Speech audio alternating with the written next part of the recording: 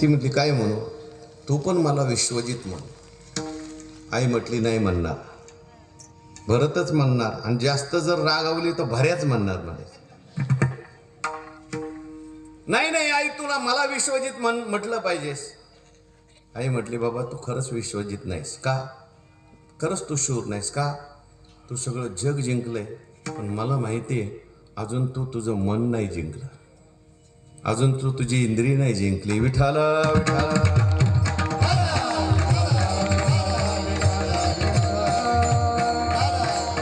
म्हणून कोण आहे खरा शूर, अभंगाचं पहिलं चरण.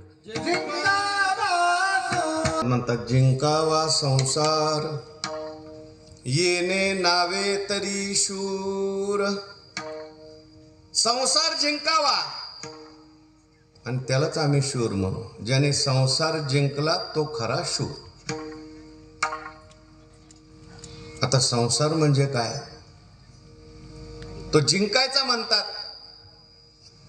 जिंकायचं शत्रूला असतं, संसार आपला शत्रू आहे का, त्याला जिंकायचंय म्हटल्यानंतर